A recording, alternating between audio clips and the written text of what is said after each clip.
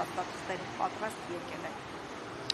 Այո, քննչական կոմիտեն եւ ոստիկանությունը իրենց գործելակերպը չեն փոխում վաղ առավոտյան, երբ մարդիկ, այդ թվում երեխաները քնած են, ներխուժում են բնակարաններ, նախ խուզարկություն են անում, ապա եւ առանց հիմնավորման բերման ենթարկում, ձերբակալում եւ փորձում տանել կալանքի։ Ասել, որ Չալաբյանը չէր սպասում այս սցենարը, սխալ կլինի։ Մենք շատ ենք քննարկել իր հետ, հատկապես հետընտրական այս մի քանի շաբաթվա ընթացքում ակնհայտ էր, որ վարչախումբը ամեն կերպ փորձելով վերարտադրվել, մանդատներ գողանալով, պետք է փորձի գլխատել ընդդիմության հիմնական շարքերը եւ հետևենք ու տեսնենք, թե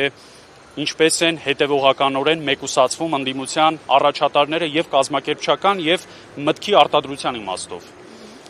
Անդրանիկ Թևանյան, Արմեն Աշոտյան,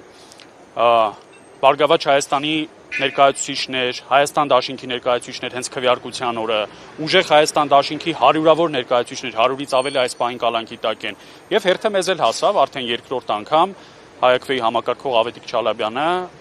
կալանավորվեց, առաջին անգամ ուզում եմ հիշեցնել, որ դիմադրության շարժման օրերին էր կալանավորվել, 3 ամիս անցկացրեց անազատության մեջ, դարձյալ շինծու մտածածի մեղադրանքով։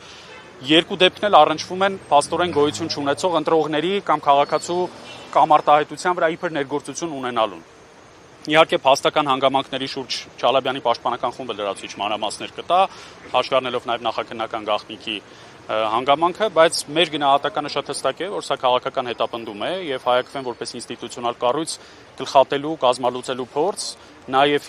հիշեցնելով, որ ՀԱԿ-ն ավելի քան 220 վստահված անձ ուներ, ուժեղ Հայաստան դաշինքի շրջանակում, որ վերահսկում էր ընտրությունների արդյունքը, ձայների հաշվարկի գործընթացը, այսինքն ամեն ինչ արեց, որ քաղաքացու քվեին տեր կանգնեն, եւ հիմա էլ քանի որ շատ վճռորոշ փուլ է, վաղը չէ մյուս օրը սահմանադրական դատարանում քննվելու է 7 ուժերի կողմից ներկայացված եւ 1 վարույթում ներառված ընտրությունների արդյունքները անվավեր ճանաչելու եւ նոր քվեարկություն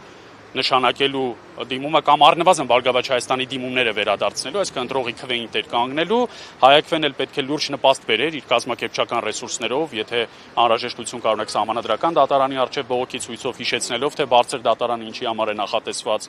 Այս ամենը հաշվի առնելով ընդդիմադիր ամենակայացած կառույցներից մեկին են փորձում գլխատել, փաստացի մեր համակարգողին մեկուսացնելով,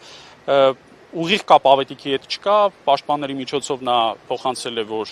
անկոտրում է, ամուր է, այս փորձությունը իր համար նոր չէ։ Մենք էլ մեր բնականոն աշխատանքը իր ժամանակավոր բացակայությամբ կշարունակենք եւ օրինական բոլոր միջոցներով հետամուտ կլինենք նրա շուտապույտ ազատ արձակմանը։ Դիտորդից նշում են, որ իրենց ներկայացրած փաստական հիմքի վրա է ըստ էության այս գործը հարուցվել, նշվում էր, որ այնտեղ Հայաստանում Ռուսաստանի քաղաքացիների վրա ինչպես է ենթադրաբար պարոն Չալաբյանը անդրադարձել կամ ներգործություն ունեցել, սրա վերաբերյալ ինչ կասեք։ Փաստական հանգամանքների հետ կապված որևէ բան չեմ կարող ասել, քանի որ դա բացառապես պաշտպանական խմբի մենաշնորհն է։ Մեր գնահատականը ծանոթանալով այն ամենին, ինչ որ հրապարակվել է, որում էական փաստական անճշտություններ կան, քանի որ մենք գործընկերներ ենք եւ ամեն օր ինֆորմացիա փոխանակվում ենք, նույնիսկ մենք ենք արձանագրել, որ շատ փնթի կազմված մեղադրական եզրակացություն է եւ մեղադրանք է նրան առաջադրված, ինչ որ բուն բովանդակությանն է վերաբերում, խնդրեմ այդ հարցով պաշտպանական խմբին, օրինակ Վարազդատ Հարությունյանին հարցնեք, որը առավել մանրամասն գնահատական կտա։